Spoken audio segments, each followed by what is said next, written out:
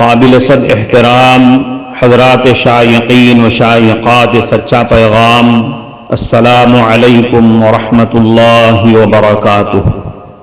آج کی محفل میراث النبی کے نورانی پروگرام میں آپ کا استقبال ہے۔ اہلا و سہلا مرحبا۔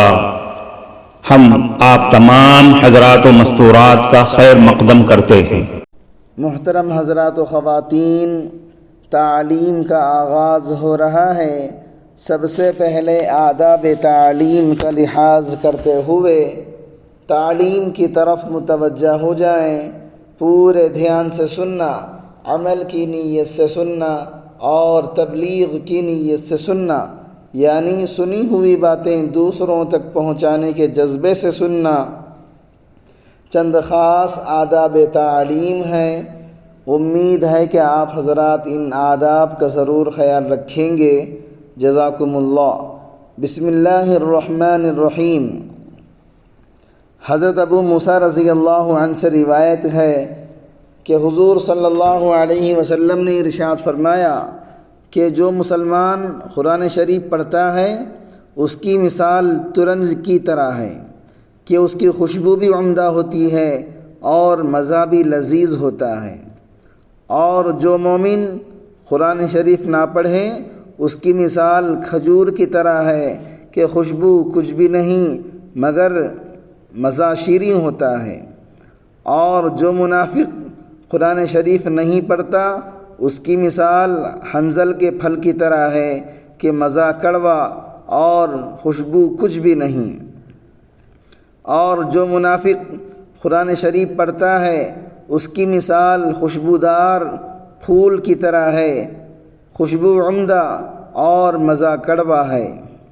مقصود اس حدیث سے غیر محسوس کو محسوس کے ساتھ تشبیہ دینا ہے تاکہ کلام پاک کے پڑھنے اور نہ پڑھنے کا فرق سمجھ میں آ جائے، ورنہ ظاہر ہے کہ کلام پاک کی حلاوت اور مہک سے ترنج اور کھجور وغیرہ کو کیا نسبت، اگرچہ ان اشیاء کے ساتھ تشبیہ دینے میں خاص نکات بھی ہیں جو علوم نبویہ سے تعلق رکھتے ہیں اور نبی کریم صلی اللہ علیہ وسلم کے علوم کی وسعت کی طرف مشیر ہیں۔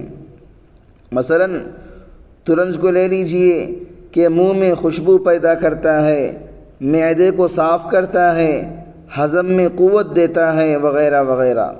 یہ منافع ایسے ہیں جو قراءت قرآن شریف کے ساتھ خاص مناسبت رکھتے ہیں، مثلا منہ کا خوشبودار ہونا، باطن کا صاف ہونا، روحانیت میں قوت پیدا ہونا، یہ منافع تلاوت میں سے ہیں جو پہلے منافع کے ساتھ بہت ہی مشابہت رکھتے ہیں۔ بعض اطباء نے کہا ہے کہ ترنج سے حافظہ بھی قوی ہوتا ہے، اور حضرت علی کرم اللہ وجہ سے نقل کیا گیا ہے کہ 3 چیزیں حافظے کو بڑھاتی ہیں: مسواک، روزہ، تلاوت کلام پاک۔ ابو داود کی روایت میں اس حدیث کے ختم پر ایک اور مضمون نہایت ہی مفید ہے کہ بہتر ہمنشیں کی مثال مشک والے آدمی کی طرح ہے، اگر تجھے مشک نہ مل سکی تو اس کی خوشبو تو کہیں گئی نہیں، اور بدتر ہمنشیں کی مثال آگ کی بھٹی والے کی طرح ہے کہ اگر سیاہی نہ پہنچے تب بھی دھواں تو گیا ہی نہیں۔ کیا جامع بات ہے! آدمی کو اپنے ہمنشینوں پر بھی نظر کرنا چاہیے کہ کس قسم کے لوگوں میں ہر وقت اٹھنا بیٹھنا ہوتا ہے۔ عمر فاروق رضی اللہ عنہ حضور صلی اللہ علیہ وسلم سے نقل کرتے ہیں کہ حق تعالی شانہ قرآن کریم کی وجہ سے کتنے ہی لوگوں کو بلند مرتبہ کرتا ہے اور کتنے ہی لوگوں کو ذلیل و خوار کر دیتا ہے۔ نبی کریم صلی اللہ علیہ وسلم ارشاد فرماتے ہیں، قرآن کریم سے برکت حاصل کرو، قرآن کریم پڑھ کر، قرآن کریم سن کر، قرآن کریم سمجھ کر، قرآن کریم سمجھا کر، اس لیے کہ قرآن کریم اللہ سے نکلا ہے۔ اس کا کیا مطلب ہے؟ تورات، انجیل اور زبور بھی تو اللہ تعالیٰ کا کلام ہے، اللہ تعالیٰ کی کتابیں ہیں۔ یہاں پر میں آپ کو ایک خاص نکتہ سمجھا دیتا ہوں، وہ یہ ہے کہ قرآن کریم کو اللہ نے کلام اللہ کہا۔ کیا تورات کلام اللہ نہیں ہے؟ جی ہاں، تورات کو اللہ تعالیٰ نے کلام اللہ نہیں کہا، تورات یہ اللہ تعالیٰ کی کتاب ہے، کیونکہ تورات، انجیل، زبور یہ کتابیں تختیوں پر لکھ کر اللہ تعالیٰ نے آسمان سے نازل فرمائے ہیں۔ حضرت موسیٰ علیہ السلام کوہ طور پر تشریف لے گئے، 40 دن روزہ رکھا اور اعتکاف کیا تو تورات اللہ نے دی، مگر قرآن کریم اللہ تعالیٰ نے تختیوں پر لکھ کر نہیں اتارا، بلکہ اللہ نے اپنی زبان سے اس کو ادا کیا، اللہ نے خود تلاوت کی، اللہ نے جبریل علیہ السلام کے سینے میں محفوظ فرما دیا، پھر لا کر اللہ کے نبی صلی اللہ علیہ وسلم کو سنایا۔ اللہ کے نبی صلی اللہ علیہ وسلم کے سینے مبارک میں اللہ نے محفوظ فرما دیا، ادھر پڑھتے تھے ادھر سینے میں محفوظ ہو جایا کرتا تھا۔ پھر رسول پاک صلی اللہ علیہ وسلم نے پوری امت کو سنایا۔ حدیث پاک میں حضور صلی اللہ علیہ وسلم نے ارشاد فرمایا، کل قیامت کے دن ایسا ہوگا کہ اللہ تعالیٰ داؤد علیہ السلام کو کہیں گے قرآن پڑھو، حالانکہ ان کی کتاب زبور ہے، وہ نہیں پڑھ پائیں گے۔ اللہ تعالیٰ کہیں گے قرآن پڑھو۔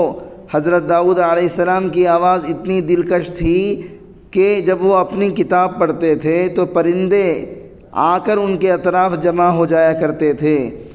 اتنی خوبصورت آواز میں حضرت داؤد علیہ السلام قرآن مجید پڑھیں گے تو اہل جنت بے ہوش ہو جائیں گے۔ پھر رسول پاک صلی اللہ علیہ وسلم کو اللہ تعالیٰ کہیں گے، اے میرے حبیب آپ قرآن کریم کو پڑھیے۔ جب حضور صلی اللہ علیہ وسلم قرآن کریم پڑھیں گے تو کیا کہنا، آپ پر قرآن نازل کیا گیا، آپ قرآن کریم پڑھیں گے تو جنتی اس سے بھی زیادہ بے ہوش ہو جائیں گے اور اس کی لطف اور لذت کو محسوس کریں گے۔ اب اللہ تعالیٰ فرمائیں گے اس کے بعد ہم قرآن کو سنائیں گے، اللہ تعالیٰ سورہ الرحمن سنائیں گے۔ حدیث میں آتا ہے کہ جب اللہ تعالیٰ قرآن کریم کی تلاوت فرمائیں گے اور اللہ تعالیٰ کی آواز کانوں میں پڑے گی تو وہ اتنی میٹھی ہوگی جس کی تشبیہ دینے کے لیے دنیا میں کوئی چیز ہمارے پاس موجود نہیں ہے۔ معزز شائقین و شائقات سچا پیغام، آپ کو اندازہ لگ گیا ہوگا کہ یہ مضمون کتنا اہم ہے اور کس قدر فائدہ مند ہے۔